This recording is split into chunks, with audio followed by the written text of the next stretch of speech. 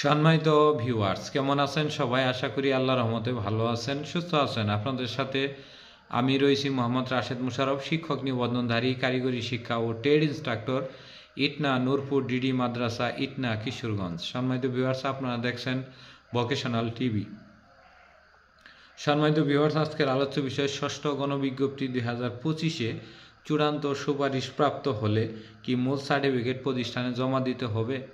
সম্মানিত ভিউয়ার্স, আপনারা সবাই জানেন যে 2025 সালের অক্টোবর কিংবা নভেম্বর মাসের দিকে ষষ্ঠ গণবিজ্ঞপ্তি প্রকাশিত হতে পারে।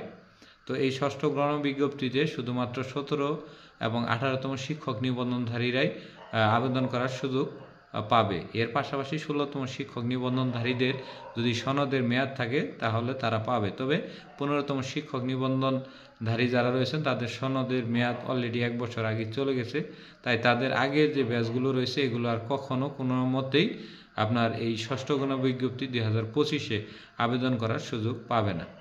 এর পাশাপাশি কোনো ইন্ডেক্সধারী প্রার্থী এই গণবিজ্ঞপ্তিতেও আবেদন করতে পারবে না। যদি কোনো প্রার্থী আবেদন করে বা তথ্য লুকায়, তার বিরুদ্ধে ফৌজদারি কার্যবিধি অনুযায়ী তাকে গ্রেপ্তার এবং তার দুটি প্রতিষ্ঠানের এমপিও স্থগিতকরণ বা বহিষ্কার করার ব্যবস্থা নিতে পারবে। সেটি হলো বেসরকারি শিক্ষক নিবন্ধন ও প্রত্যয়ন কর্তৃপক্ষ বা NTRCA।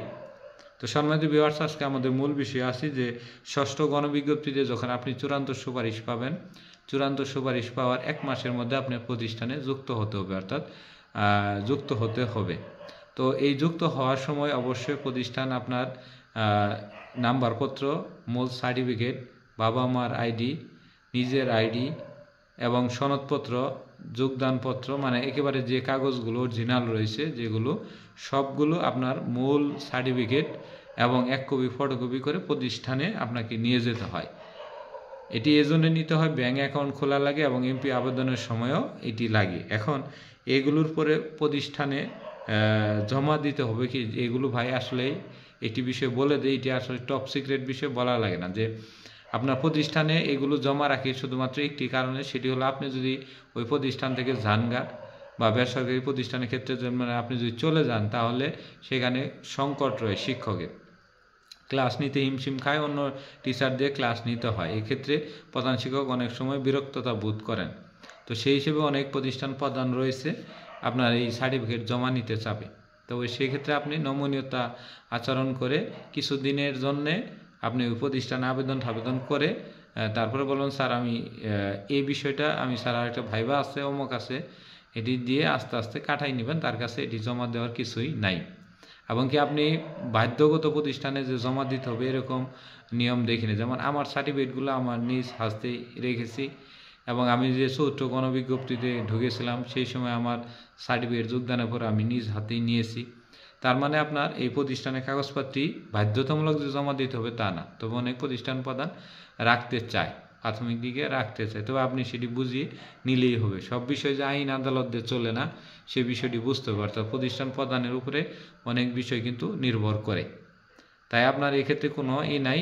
আরেকটি বিষয় হলো, সেটি হলো যে আপনি কোনো সরকারি এমপিওভুক্ত প্রতিষ্ঠানে থাকা অবস্থায় যদি কোনো চাকরি প্রিলি দেন সমস্যা নেই, রিটার্ন দেন সমস্যা নেই, কিন্তু ভাইবা দেওয়ার সময় অবশ্যই আপনি ভাইবার অনুমতিপত্র, অর্থাৎ ভাইবা দেওয়ার জন্য আমাদের প্রতিষ্ঠান প্রধান অনুমতি দিচ্ছে, সেটি নিয়ে আপনার এই ভাইবা পরীক্ষায় অংশগ্রহণ করবেন। শুধুমাত্র সরকারি চাকরির ক্ষেত্রে এই নিয়মটি প্রযোজ্য। তাহলে পরবর্তীতে আপনি ওই প্রতিষ্ঠানে যুক্ত হলেও এই প্রতিষ্ঠানে যদি আপনার 2 মাসের বেতনও আসে, তারপরেও সেই বেতনটি আপনার ব্যাংকেই থাকবে। এর জন্য আপনার বিরুদ্ধে 2 স্থানে চাকরি করার বিরুদ্ধে আপনার বিরুদ্ধে কেউ মামলা করতে পারবে না। এই বিষয়টি অবশ্যই লক্ষ্য রাখবেন। আর জমা দেওয়ার ক্ষেত্রে আর কিছুই নেই।